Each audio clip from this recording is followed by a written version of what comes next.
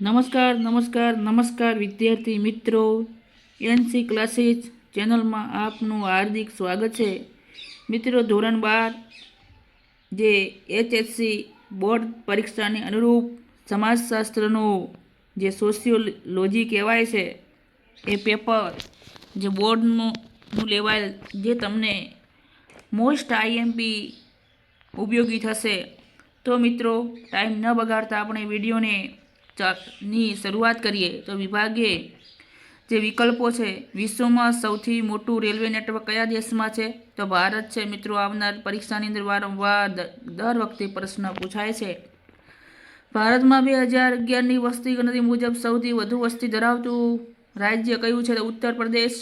ભારતીય સંસ્કૃતિનો દૃષ્ટિકોણ કેવો હોય છે? તો વૈશ્વિક હોય છે.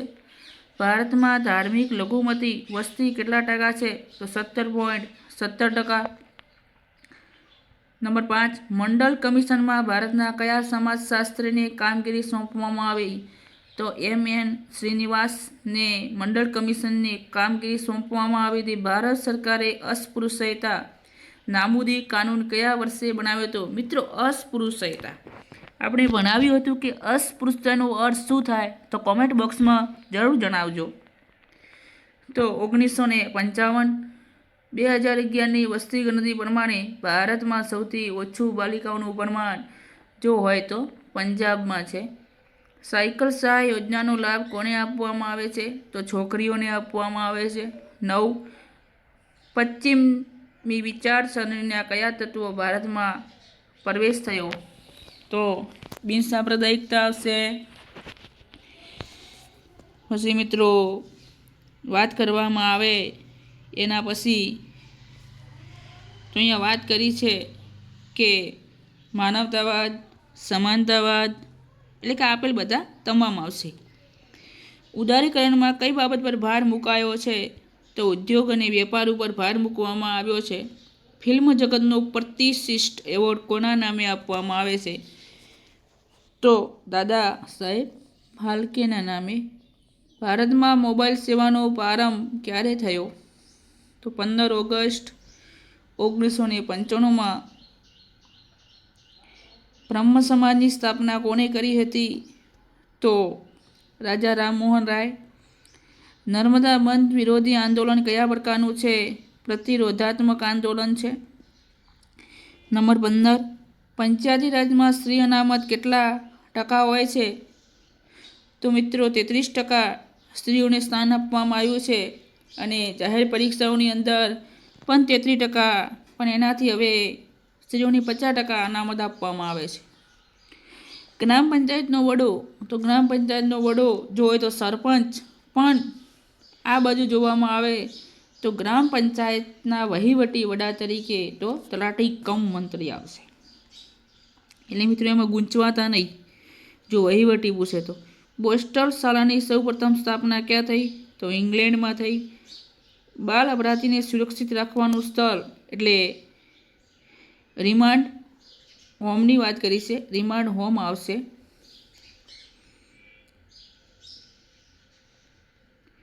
વિશ્વ એડ્સ દિવસની ઉજવણી ક્યારે કરવામાં આવે છે? તો 1 ડિસેમ્બર. એડ્સની સમસ્યામાં ભારત વિશ્વમાં કેટલું સ્થાન ધરાવે છે? તો 3જું ધરાવે છે. મિત્રો, વિભાગ બી, ભારતમાં કેટલી ભાષાઓ બંધારણીય દરજ્જો ધરાવે છે? તો 22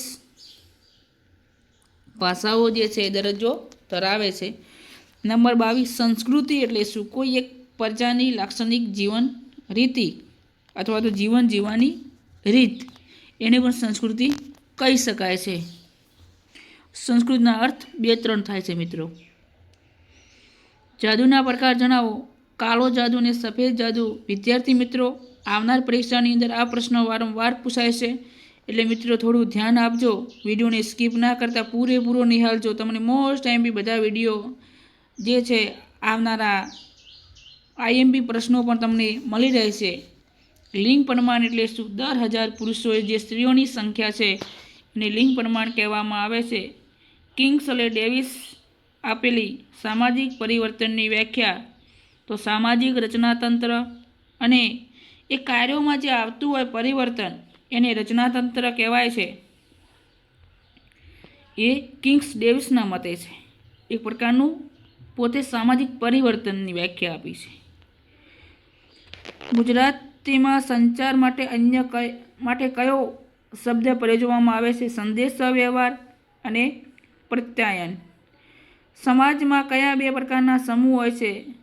રૂઢિવાદી અને આધુનિકતાવાદી. નંબર 28, VDOનું પૂરું નામ તો વિલેજર ડેવલપમેન્ટ ઓફિસ. જૈવિક દૃષ્ટિએ યુવાન કોને કહે છે? જૈવિક દૃષ્ટિએ 15 થી 35 વર્ષની વય ધરાવતી વ્યક્તિ માટે પ્રયોજવામાં આવતો શબ્દ છે. સ્ત્રી ભ્રૂણ હત્યા કોને કહેવાય છે? વિજ્ઞાન અને ટેકનોલોજીના વિકાસને કારણે સોનોગ્રાફીની મદદથી ગર્ભમાં રહેલા બાળકની જાતિનું પરીક્ષણ થઈ શકે છે.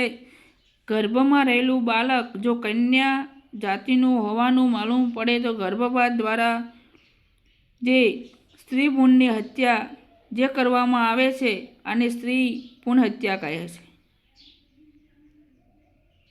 હવે મિત્રો વિભાગ સી આવશે. તો ભારતના નાગરિક એવોર્ડના નામ આપો. મિત્રો આની અંદર એવોર્ડ આપ્યા છે પણ આપનો સૌથી સર્વોચ્ચ એવોર્ડ કયો છે એ તમારે કોમેન્ટ બોક્સમાં જરૂર જણાવવાનું છે. તો ભારત રત્ન, પદ્મ વિભૂષણ, પદ્મભૂષણ અને પદ્મશ્રી એવા એવોર્ડ આપણને ભારતના નાગરિક માટે છે. અને અવારનવાર પરીક્ષાની અંદર આ પ્રશ્નો તો મિત્રો હોય છે 100% હોય છે, દર વખતે પૂછાય છે. ભારતના વિકાસમાં અવરોધક સમસ્યાઓના નામ કોમવાદ હોય, આતંકવાદ હોય, જ્ઞાતિવાદ હોય, નક્સલવાદ હોય, પ્રદેશવાદ હોય, ભાષાવાદ હોય અને અલગતાવાદ હોય.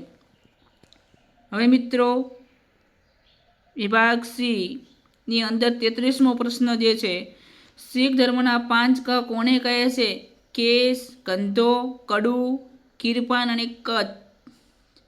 આવનાર પરીક્ષાની અંદર વારંવાર પૂછાતો મિત્રો પ્રશ્ન છે. હવે મિત્રો એક પ્રશ્ન આવે છે, ટોટેમવાદ એટલે શું? ટોટેમવાદ એ ભારતના જનજાતિઓ બરાબર જે ટોટેમ દ્વારા કરવામાં આવે છે અથવા પોતે ટોટેમવાદમાં માને છે એમનું ગોત્ર ચિહ્નમાં વણાયેલી વર્તન પ્રણાલીમાંથી ટોટેમવાદ ઉદ્ભવે.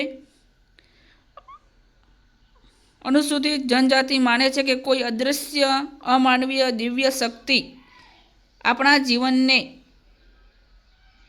પોતે એ પ્રભાવિત કરે છે એવું એ લોકો માને છે કે એમની અંદર શક્તિઓથી અને પૂર્વજોની શક્તિઓ તેઓની અંદર પ્રભાવિત થાય છે. ગુજરાત રાજ્યના અનુસૂચિત જિલ્લાઓમાં સૌથી વધુ વસ્તી ધરાવતી મુખ્ય 4 જાતિઓ તો માયાવંશી વણકર, પાંભી, ચમાર, ચામડિયા, ભંગી, મહેતર ને રૂખી, મેઘવાર ને મેઘવાર. આ એમની 4 જાતિઓ મિત્રો આપેલી છે. હવે મિત્રો 36મો મહિલા સશક્તિકરણના સંદર્ભમાં સ્વામી વિવેકાનંદના વિચારો. વિશ્વના કલ્યાણ માટે મહિલાની સ્થિતિ જ્યાં સુધી સુધરશે નહીં ત્યાં સુધી વિકાસની કોઈ તક મળી શકશે નહીં. કોઈ પણ પંખીને એક પાંખેથી ઉડવું અશક્ય બની હોય છે. આ મહિલા સશક્તિકરણના સ્વામી વિવેકાનંદના મિત્રો વિચારો છે.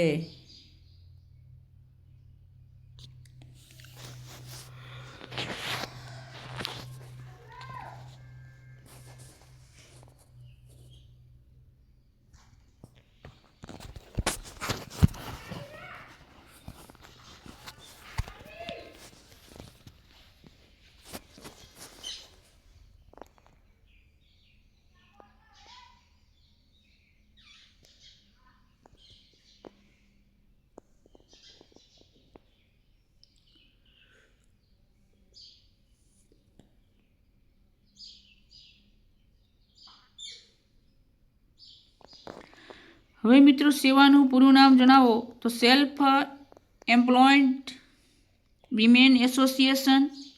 સામાજિક પરિવર્તનના લક્ષણો એક પ્રક્રિયા છે, સાર્વત્રિક પ્રક્રિયા છે, સામાજિક રચના તંત્રમાં ફેરફાર સૂચવે છે, સામાજિક કાર્યોમાં ફેરફાર સૂચવે છે, સ્વયં પોતે સ્વયંજનિત તેમજ આયોજન પ્રક્રિયા સ્વરૂપે જોવા મળે છે. પશ્ચિમીકરણની પ્રક્રિયામાં કઈ 3 બાબતનો સમાવેશ કરવામાં આવે છે? યંત્રવિદ્યા અને વિજ્ઞાનનો સમાવેશ થાય છે, સંસ્થાઓ, વિચારસરણી, મૂલ્યો વગેરેનો સમાવેશ થાય છે, ચીજવસ્તુ, ભાષા વગેરેનો પણ ઉપયોગ એમાં કરવામાં આવે છે. ઓસ્ગુડ અને વિલ્બર શ્રેનું સંચાર પ્રક્રિયાનું મોડેલ.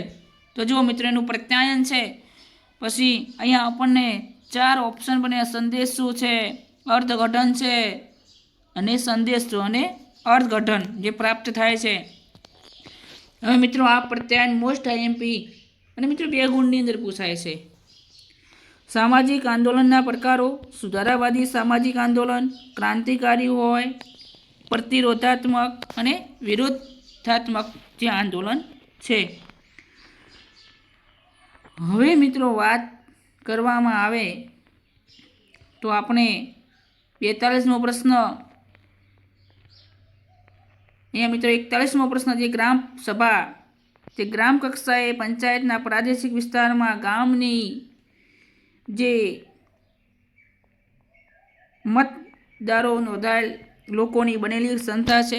ગામના લોકો જે મતદાતા છે એ જ પોતે મતદાન આપે છે અને એને ગામના બધા સભ્યોને ગામ સભાના સભ્યો હોય છે અને એના દ્વારા પ્રત્યક્ષ લોકશાહીની સ્થાપના થઈ શકે. દર વર્ષે ગ્રામ સભાની ઓછામાં ઓછી 2 સામાન્ય સભા ભરવાની હોય છે.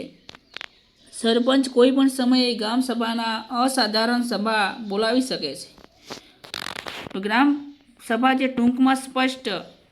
એના પછી મિત્રો ડૉક્ટર ભૂપેન્દ્ર બ્રહ્મ ભટ્ટે યુવાનોની કઈ લાક્ષણિકતાઓ દર્શાવી છે? યુવાન એટલે અહીંયા વાત કરી છે પોતે એક સ્થિરતાની વાત કરી છે. આદર્શવાદી, જલ્દી ગુસ્સે થનાર, જલ્દી ભૂલી જનાર, વધુ કાર્યરત, બોલકા, ઉત્સાહી, તોછડા, હિંસક, એમની વાત કરી છે. એડ્સનું પૂરું નામ મિત્રો આવનાર પરીક્ષાની અંદર જે એડ્સ શબ્દ છે આ વારંવાર આપણે પૂછાય છે, એટલે મિત્રો નોંધ કરજો એડ્સનું પૂરું નામ, કારણ કે હર હંમેશા આ પ્રશ્ન પૂછાતો હોય છે. વિડીયો થોડો લોંગ થશે મિત્રો, પણ ચિંતા કરતા નહીં મિત્રો. પછી વિભાગ ડી છે. એ વિભાગ ડીની અંદર એ વાત કરવામાં આવે તો દરેક પ્રશ્નો મોસ્ટ આઈએમપી તમને આપેલા છે. તો મિત્રો આ પરીક્ષાની અંદર 2025માં આમાંથી મોસ્ટ આઈએમપી પ્રશ્નો જે છે એ 2022ના પ્રશ્નપત્ર અને 23ને અનુસરીને 24ને અનુસરીને આ પ્રશ્નપત્ર 22ને ધ્યાનમાં લેવામાં આવ્યું છે. તો આમાંથી જ મિત્રો જેમ બને તેમ ખાસ તૈયારી કરજો. આની બહારનો એક પણ પ્રશ્ન નહીં આવે. ધન્યવાદ, આભાર, જય હિન્દ. મિત્રો જો અમારો વિડીયો તમને સારો લાગ્યો હોય તો વિડીયોને મિત્રો લાઈક કરજો, શેર કરજો અને મિત્રો યુટ્યુબ ચેનલ નવી હોવાના કારણે સબસ્ક્રાઈબ કરવાનું ભૂલતા નહીં. જય હિન્દ, જય ભારત.